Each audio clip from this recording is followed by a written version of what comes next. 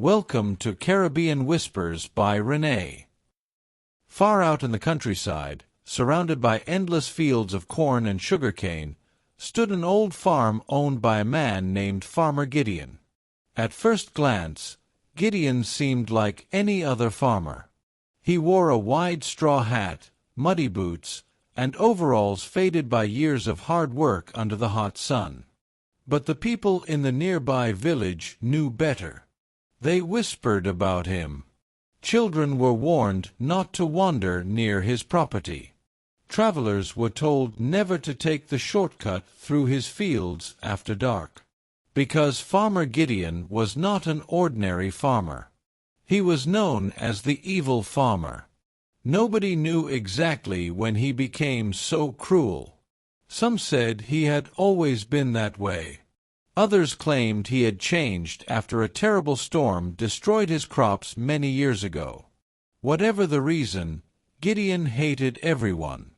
If a bird landed in his field, he chased it away. If a neighbor's goat wandered onto his land, he shouted and threatened to keep it. If children laughed near his fence, he would glare at them until they ran home. Over time, the villagers avoided him completely. That was exactly how Gideon liked it. One summer, the village experienced a terrible drought. The rivers shrank. The ponds dried up. Farmers watched helplessly as their crops withered beneath the blazing sun. Soon, food became scarce. The villagers met in the town square to discuss what to do. "We need water," said one farmer.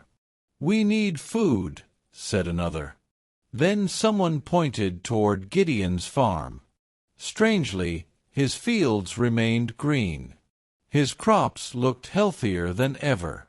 The villagers couldn't understand it.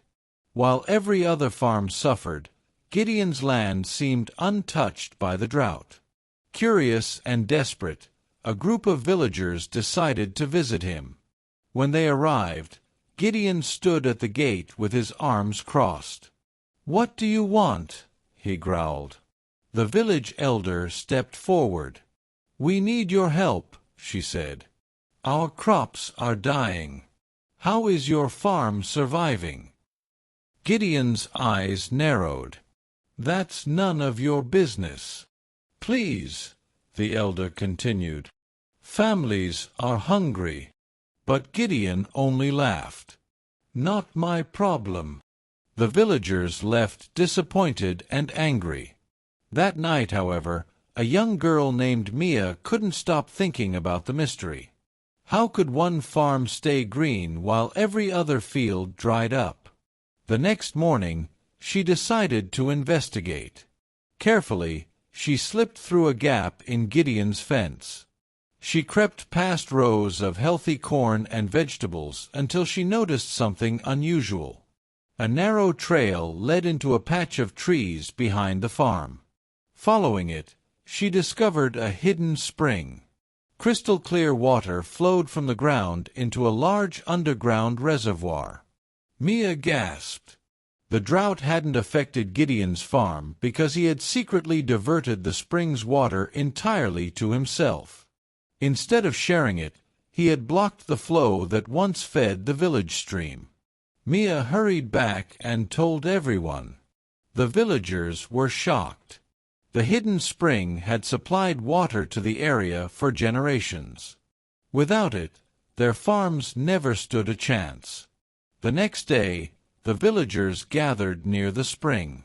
Together, they removed the barriers Gideon had built. Water immediately began flowing back toward the village. Streams filled. Ponds slowly returned. The crops began recovering. When Gideon discovered what had happened, he stormed toward the crowd in fury. "That's my water," he shouted. The village elder shook her head. "No, Gideon. It belongs to nature, not to one person." For the first time, Gideon looked around and realized something. Every single villager stood together. No one was afraid of him anymore. No one backed away. His anger slowly faded. Weeks passed. As the village recovered, Gideon found himself alone on his farm. He had plenty of crops, but nobody spoke to him. Nobody visited him. Nobody helped him when equipment broke down. One evening, sitting alone on his porch, he watched the villagers working together in the distance.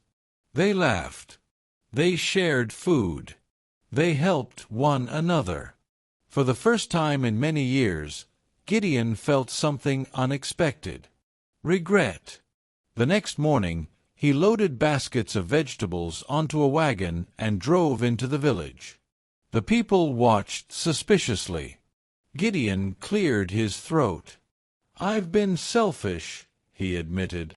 "I can't change the past, but I'd like to help." The villagers were surprised. Some were doubtful. But everyone could see he was sincere. Slowly, Gideon began helping his neighbors. He shared seeds. He repaired fences. He even taught young farmers tricks he had learned over the years. Little by little, the evil farmer disappeared. And in his place stood simply Farmer Gideon, a man who had finally learned that a harvest is always better when everyone shares in its blessings. And that's where today's story comes to an end. If you enjoyed listening, don't forget to like, subscribe, and share your thoughts in the comments below. Until next time, take care of yourselves, and keep chasing great stories.